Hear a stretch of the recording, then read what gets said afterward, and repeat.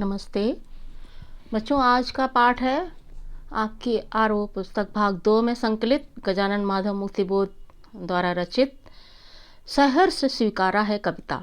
आज इसका अध्ययन करेंगे।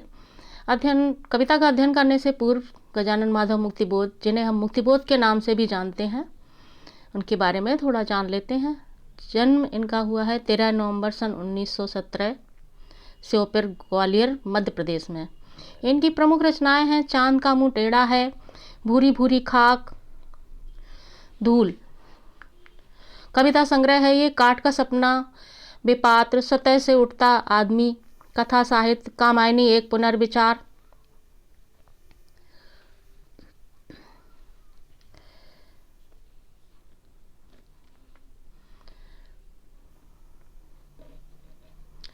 नई कविता का आत्मसंघर्ष, नए साहित्य का सौंदर्य शास्त्र, अब आखिर रचना क्यों नाम से समीक्षा की समस्याएं, एक साहित्यिक की डायरी, आलोचना, भारत इतिहास और संस्कृति।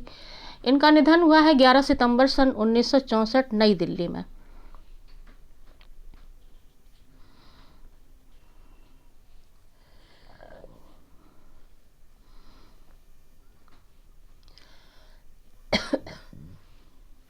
इस पाठ के अंतर्गत जो हम पढ़ेंगे, मुक्तिबोध की कविताएं सामान्यतः बहुत लंबी होती हैं। उन्होंने जो भी अपेक्षाकृत छोटी आकार की कविताएं लिखी हैं, उसमें से एक है सहर्ष स्वीकारा है, जो भूरी भूरी खाक धूल में संकलित है। एक होता है स्वीकारना और दूसरा होता है सहर्ष स्वीकारना, यानी खुशी खुशी स्वीकार करना। यह कविता जीवन के सब सुख दुख, संघर्ष, अवसाद, उठापटक सम्यक भावों से अंगीकार करने की प्रेरणा देती है। कवि को जहाँ से यह प्रेरणा मिली, प्रेरणा के उस उत्स तक भी हमको ले जाती है। इस विशिष्ट व्यक्ति, जो भी उसकी प्रेरणा रही है, उस विशिष्ट व्यक्ति का सत्ता के किसी सहजता के चलते उसको स्वीकार किया था। कुछ इस तरह स्वीकार और आत्मसात किया था कि आज तक वह सामने नहीं भी है तो भी आसपास उसके होने का एहसास है। मुस्काता चांद ज्यों धरती पर रात भर, मुझ पर त्यों तुम्हारा ही खिलता हुआ चेहरा है। चूंकि यह एहसास आप्लावनकारी है और कविता का मैं उसकी भाव प्रवणता के निजी पक्ष से उभरकर सिर्फ विचार की तरह उसे जीना चाहता है, क्योंकि वह बृहत्तर विश्व की गुत्थियां सुलझाने में उसकी मदद करेगी। वह दिवंगता माँ, पत्नी, बहन, सहचरी कोई भी हो सकती है। सहज स्नेह को की उष्मा जब विरह में अग्निशिखा से उद्दीप्त हो उठी है, थोड़ी थोड़ी सी निसंगता भी एकदम से जरूरी हो आई है और वह चाहने लगा है कि उस मोह से उसे मुक्ति मिले। वह चाहने लगा है कि भूलने की प्रक्रिया एक अमावस की तरह उसके भीतर इस तरह घटित हो कि चांद जरा सा ओट हो ले, अंधेरे से सामना हो तो चित्त की ताकत बढ़े। लगातार यह भौतिक और मानसिक अवलंब अंदर एक अज्ञात भय भी कायम करता है। ममता के बादल की मंडाती कोमलता क्योंकि भीतर पिराती है, बहलाती सहलाती आत्मीयता बर्दाश्त नहीं होती है। दृढ़ता और तज्जन कठोरता भी बड़े मानव मूल्य है, इसलिए भूल जाना भी एक कला है। अति किसी चीज की अच्छी नहीं, हर समय की भावार्धता भी कमजोर करती है। अतिशय प्रकाश से आंखें चौंधिया जाती हैं, इसलिए किसी हद तक वरेण्य है कि अंधेरा भी विस्मत का अंधेरा वह जरूरी है। आदमी हरदम सब कुछ याद करता चले तो जीना ही मुश्किल हो जाए। तमसो माँ ज्योतिर्गमय दी, ये एक प्रकार का सच है तो उतना ही बड़ा सच है पाताली अंधेरे की गुफाओं में डूबना। भूलना दंड सही, फिर भी पुरस्कार मानकर ही ग्रहण करना चाहिए। धुएं के बादल भी पूर्ण विस्मृति घटित नहीं कर पाते।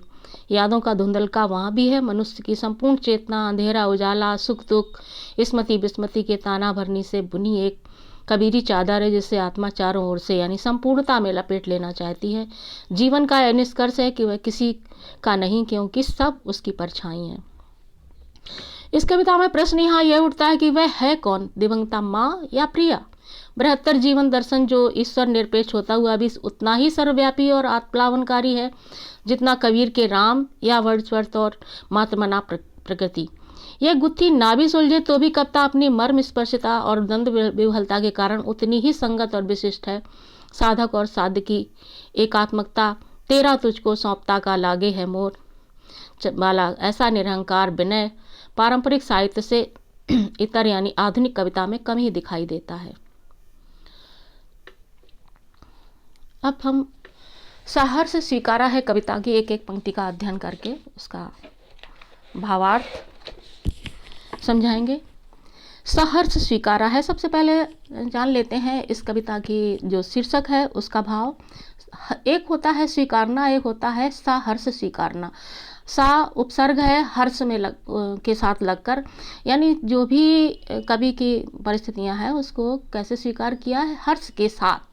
सा का तात्पर्य है साथ, और हर्ष का खुशी, यानी खुशी के साथ स्वीकार किया है कवि ने। क्या स्वीकार किया है? जिंदगी में जो कुछ है, जो भी है, सहर्ष स्वीकारा है, इसलिए कि जो कुछ भी मेरा है वह तुम्हें प्यारा है। जैसा कि अभी आपने पढ़ा जीवन परिचय के अंतर्गत कि कवि का जो प्रिय है वह उसकी प्रेरणा है, और उस प्रेरणा को वह इतना सम्मान देता है। वह ये कहता है कि मैंने आज तक जीवन में जो भी उपलब्धि हासिल किया है, उसे जो कुछ भी प्राप्त हुआ है, उसे उसने खुशी खुशी स्वीकार किया है। और ये ऐसा इसलिए हो पाया है कि जो भी प्राप्त हुआ है वह तुम्हें प्यारा है। तुम्हें से तात्पर्य है उसका प्रिय।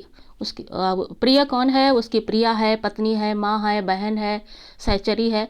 ये अज्ञात रखा है, ये केवल समझने की है कि क्या है उसका प्रिय।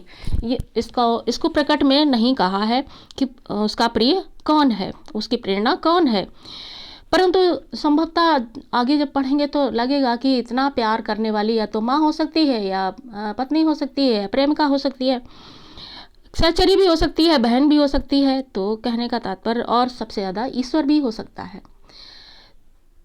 इसलिए स्वीकार किया है कि जो कुछ भी मेरा है वह तुम्हें प्यारा है। जो कवि को प्राप्त हुआ है उसे उसने खुशी खुशी स्वीकार किया है।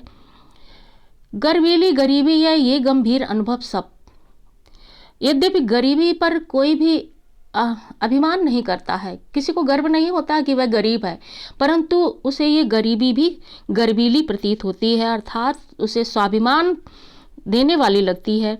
ये गंभीर अनुभव सब, ये जो कवि कहता है कि मुझे जीवन में जो गंभीर अनुभव प्राप्त हुए हैं, वे सब अनुभव भी किसकी देन है? उसके प्रिय की प्रेरणा ही रही है।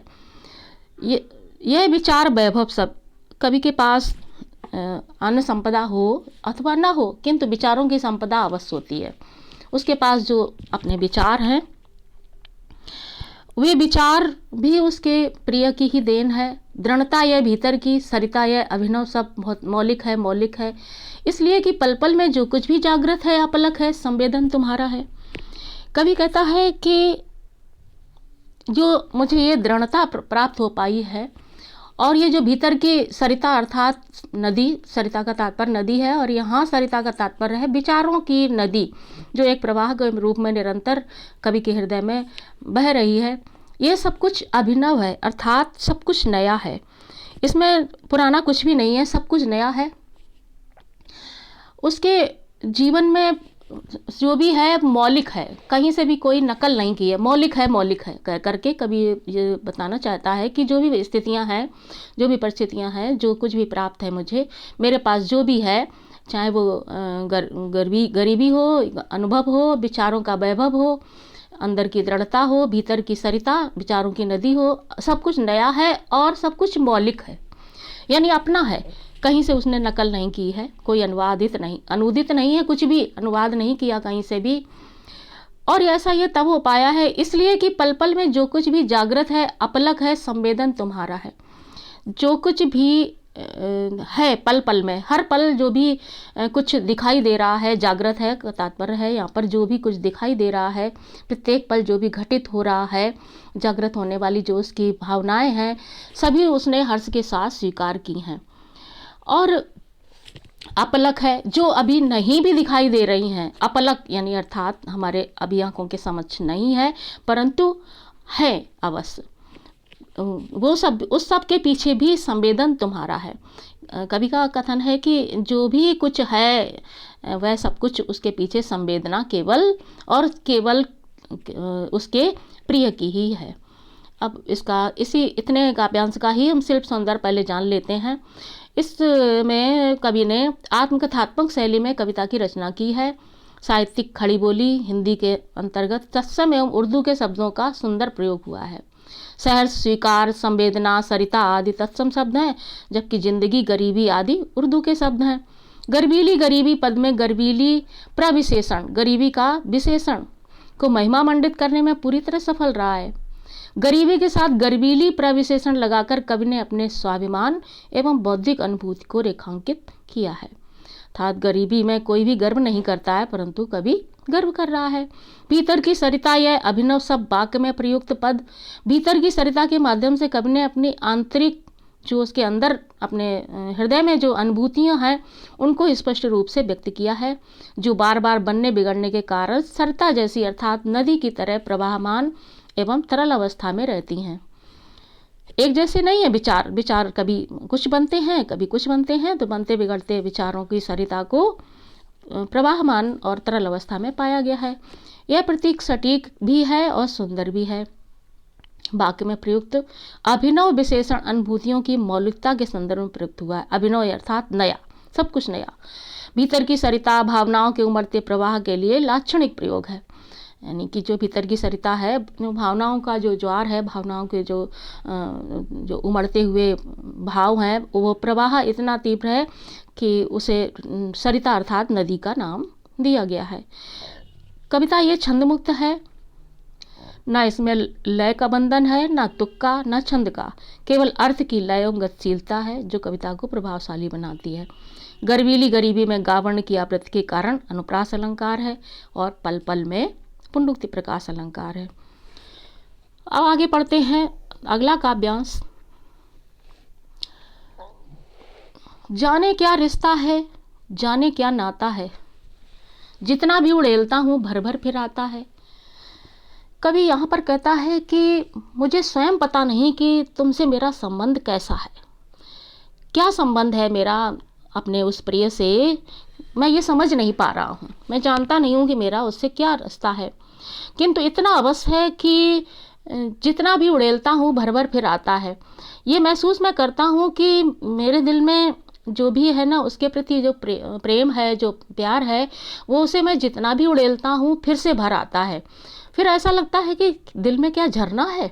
कभी स्वयं अपने आप से पूछता है कि मेरे दिल में संभवतः झरना है कोई, जिस समय प्रेम को, स्नेह को, आत्मीयता को जितना अधिक उड़ेलता जाता हूँ उतना ही फिर से भर भर आता है। वह फिर से भर आता है, जितनी बार उड़ेल देता है उतनी बार भर आता है। दिल में क्या झरना है, यानी झरना ही लगातार निरंतर बहता रहता है, जो कि सदैव पानी आता रहता है उसमें।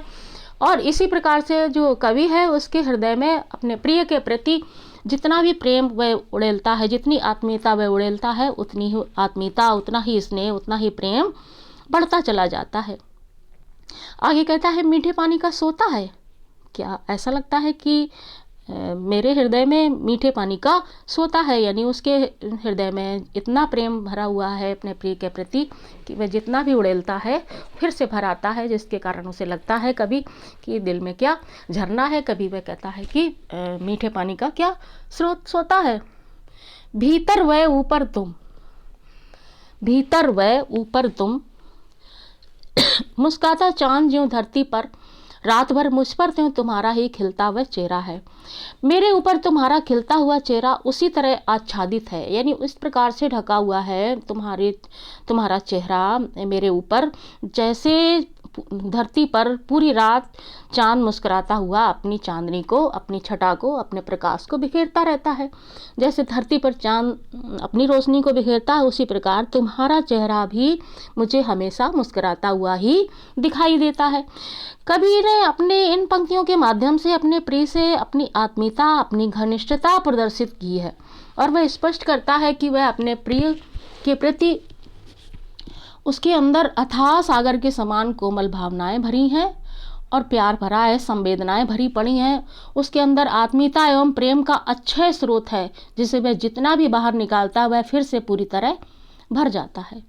अंदर अक्षय स्रोत और बाहर प्रिय का मुस्कुराता है खिलता चेहरा उसे पूरी तरह ढके हुए, पूरी तरह से वो उस प्रिय के प्रेम से ही ढका हुआ है। आगे कभी पहले इसका काव्य सौंदर्य इसका भी देख लें, एक एक काव्यांश का। जाने क्या रिश्ता है, जाने क्या नाता है, जितना भी उड़ेलता हूँ भर भर फिर आता है, जाने क्या रिश्ता है, जाने क्या नाता है। रहस्य, ये संदेह, उसे पता नहीं है, प्रश्न है इसे, प्रश्न करता है स्वयं से कि मेरा तुमसे क्या रिश्ता है, जाने क्या नाता है, दिल में क्या झरना है। इन सभी में प्रश्नवाचक अलंकार यानी प्रश्न अलंकार है। झरना और मीठे पानी का सोता स्नेह और प्रेम के उपमान है। मुस्काता चांद ज्यों धरती पर, ज्यों ज्यों जहाँ पर प्रयुक्त होता है वहाँ पर उत्प्रेक्षा अलंकार होता है। तो यहाँ पर इस पंक्ति में मुस्काता चांद ज्यों धरती पर रात भर, मुझ पर त्यों तुम्हारा ही खिलता हुआ चेहरा है, यानी ज्यों और त्यों का प्रयोग है, अर्थात यहाँ पर उत्प्रेक्षा अलंकार है। भर भर फिर आता है, यानी भर भर में पुनरुक्ति प्रकाश अलंकार है। और धरती पर रात भर में रावण की आवृत्ति के कारण अनुप्रास अलंकार है। तो ये था आपका काव्य सौंदर्य। अब आगे का पढ़ते हैं। देखिए, अतिशय प्यार कहीं किसी से भी हो, बहुत ज़्यादा अति किसी भी चीज़ की अच्छी नहीं होती है। तो यहाँ कवि अपने उस अतिशय के बारे में बोल रहा है, कह रहा है कि अब सोचता है कि ऐसे में यदि कभी उसे अपने प्रिय से बिछड़ जाना पड़ा तो वह किस प्रकार से रहेगा, इसलिए वह उसे भूल जाना चाहता है। तो यहाँ इन पंक्तियों में वो कहता है, सचमुच मुझे दंड दो कि भूलूं मैं तुम्हें भूल जाने की। यहाँ कभी अपने प्रिय से ही दंड पाना चाहता है और वो कहता है कि वह उसे भूल जाना चाहता है। परंतु होता क्या है कि वह उसे भूल तो जाना चाहता है, परंतु वह यही भूल जाता है कि उसे अपने प्रिय को भूलना है, अर्थात ये भूल वह कर जाता है कि भूलना तो चाहता है परंतु वह यही भूल जाता है कि उसे अपने प्रिय को भूलना है, और ये उससे भूल हो जाती है। तो ये कहता है कभी अपने प्रिय से कि तुम मुझे सचमुच दंड दो कि मैं भूलूं मैं तुम्हें भूल जाने की। यानी कि पहली भूल का अर्थ है कि भूलूं मैं भूल जाऊं, भूलूं मैं तुम्हें भूल जाने की, जो मैं तुम्हें ना भूल पाने की, मैं भुलाना चाहता हूँ तुम्हें लेकिन मैं ये भूल जाता हूँ, तो उस भूल को मैं भूल जाऊं। और क्या हो हमारे जीवन में कि दक्षिण ध्रुवी अंधकार अमावस्या, शरीर पर चेहरे पर अंतर में पालू मैं, झेलू मैं उसी में नहालू मैं। कभी इतने अंधकार, अमावस्या यानी दक्षिण ध्रुव पर जैसा घना अंधकार होता है, अमावस्या की रात में जिस प्रकार से घना अंधेरा होता है, ऐसे अंधकार में डूब जाना चाहता है, ऐसे अंधकार में वह विलीन हो जाना चाहता है, स्वयं को खो देना चाहता है इतना कि उसके शरीर पर, उसके चेहरे पर, उसके अंतर में, सब में केवल अंधकार ही अंधकार हो, अर्थात उसके प्रिय का जो स्मृति है, प्रिय की जो स्मृति है, उसकी एक भी किरण उसके आसपास ना हो, अर्थात वह अपने प्रिय को बिल्कुल भूल जाना चाहता है। और इतना अंधेरा हो उसमें कि याद का, उसकी स्मृति का कोई भी चिन्ह अवशेष ना रहे।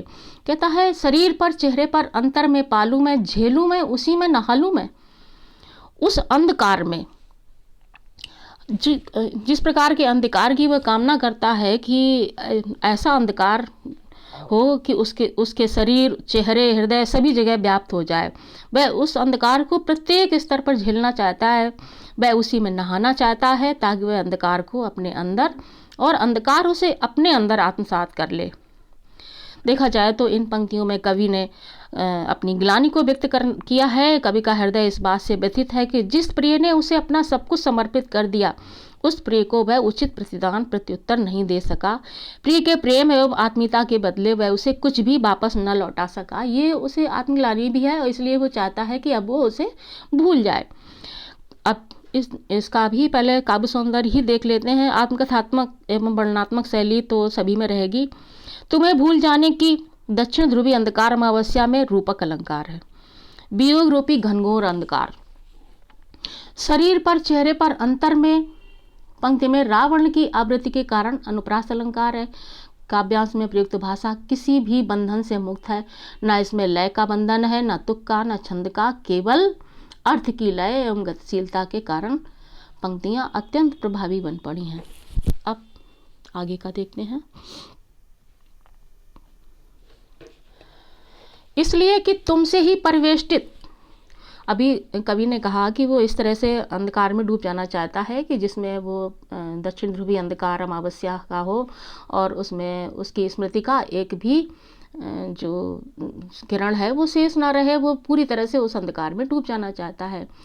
आगे कवि यहाँ कहता है कि इसलिए वह ऐसा क्यों चाहता है कि इसलिए कि तुमसे ही परिवेष्टित आच्छादित रहने का रमणीय उजेला अब सहा नहीं जाता है, नहीं सहा जाता है।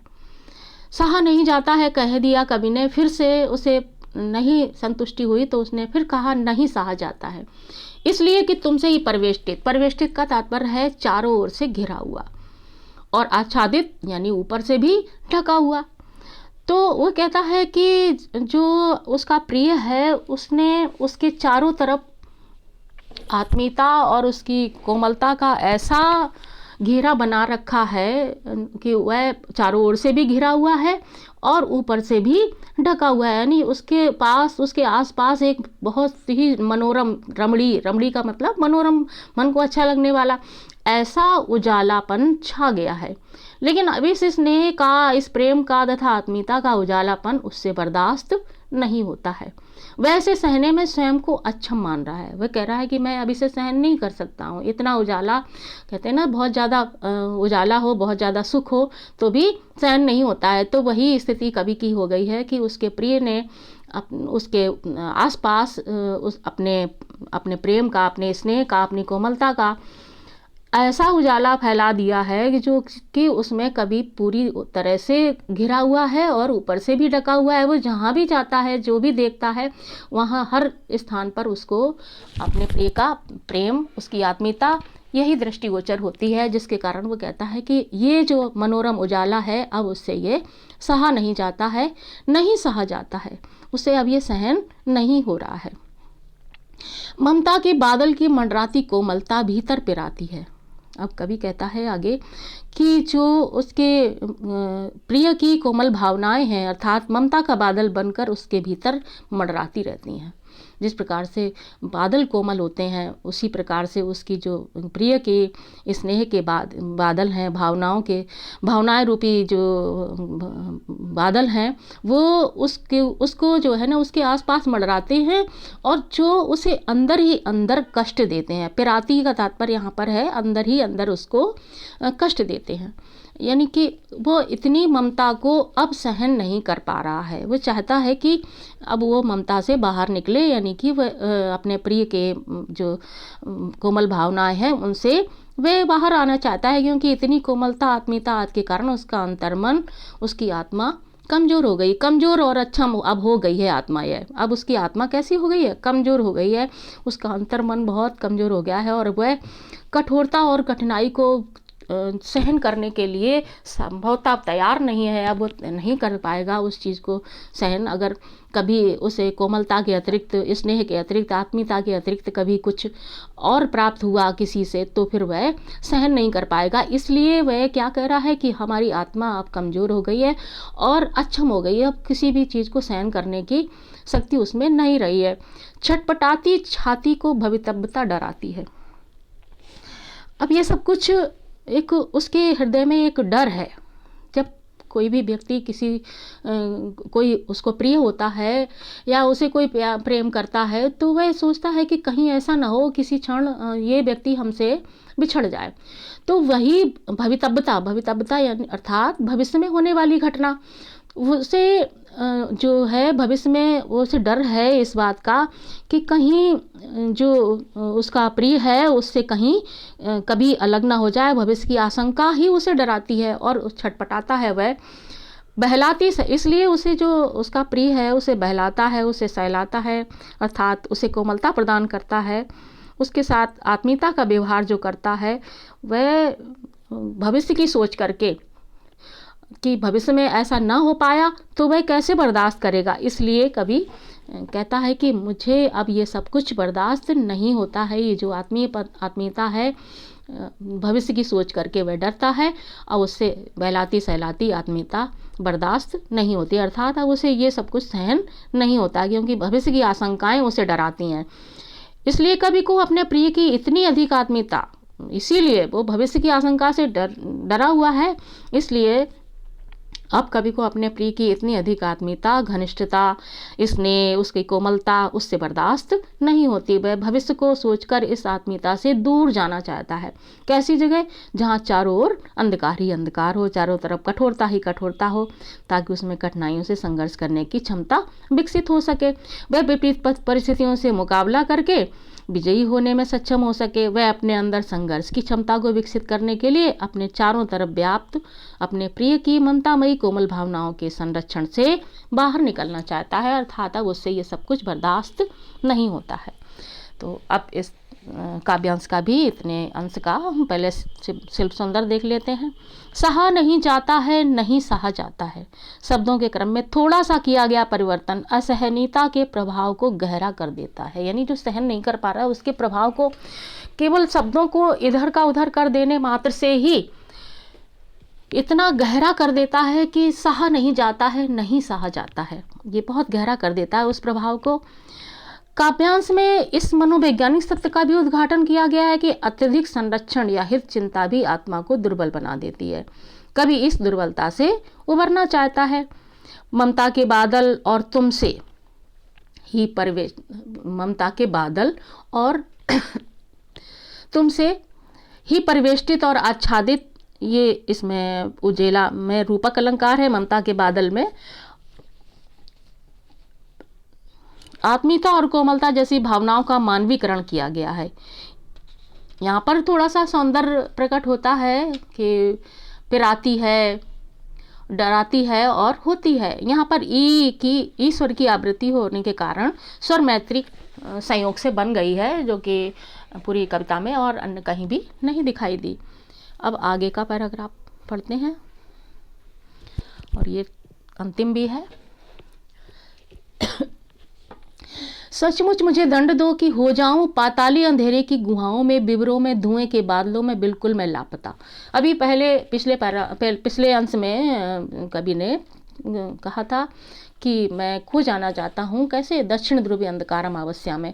परंतु अभी उसको संतोष नहीं हुआ, इतने से संतुष्ट नहीं है। वो किस प्रकार के अंधकार में डूब जाना चाहता है, इसका वर्णन कहता है कि सचमुच मुझे दंड दो, तुम मुझे ऐसा दंड दो। अपने प्रिय से ही कहता है कि तुम मुझे ऐसा दंड दो कि जैसे पाताल में जो होते हैं, पाताल में जो अंधकार होता है, या गुहाओं का तात्पर्य है यहाँ पर गुफाओं से, जो गुफा है या सुरंग जो होती हैं वहाँ पर भी अंधेरा ही होता है, या बिबरों अर्थात बिलों में जिस प्रकार का अंधकार व्याप्त होता है, वैसे ही अंधकार में मैं खो जाना चाहता हूँ। वहाँ भी कवि का यही केवल उद्देश्य है, वो चाहता यही है कि वो किसी प्रकार से ऐसे अंधेरे में डूब जाए जहाँ उसके प्रिय की यादों का जरा सा भी अंश शेष ना हो।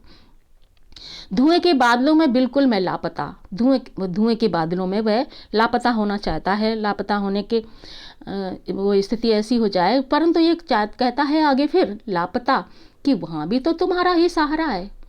अब ये देखिए प्रश्न बड़ा जो सुंदर पंक्ति लिखी है मुक्तिबोध ने, कि एक तरफ तो कहते हैं कि मैं बिल्कुल लापता हो जाना चाहता हूँ, किसमें? पाताल के अंधेरे में, गुहाओं के अंधेरे में, बिबरों के अंधेरे में, धुएं के बादलों में बिल्कुल खो जाना चाहता है। परंतु खोएगा कैसे? क्योंकि वहाँ भी तो तुम्हारा ही सहारा है।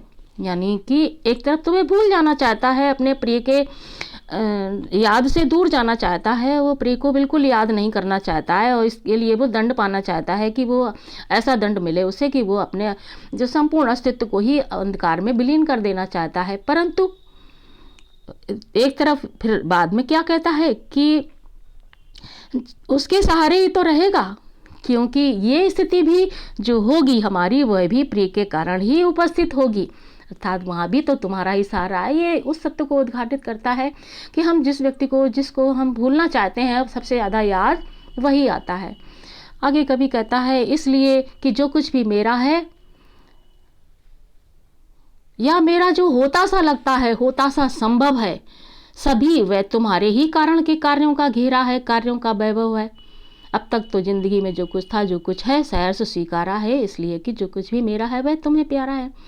यहाँ कवि कहता है कि जो कुछ भी मेरा है अभी इस समय है वर्तमान में, ऊपर कह दिया उसने कि यदि मैं लापता हो भी जाऊंगा तो वहाँ जो सहन करने की शक्ति मुझे मिलेगी वह भी किसके कारण होगी, और ये जो स्थिति उत्पन्न होगी कि मैं अंधकार में विलीन हो जाऊंगा, अंधेरे में खो जाऊंगा, ये स्थिति, ये परिस्थिति भी हमारी, ये स्थिति कैसे बनेगी, उसके प्रिय के कारण ही बनेगी।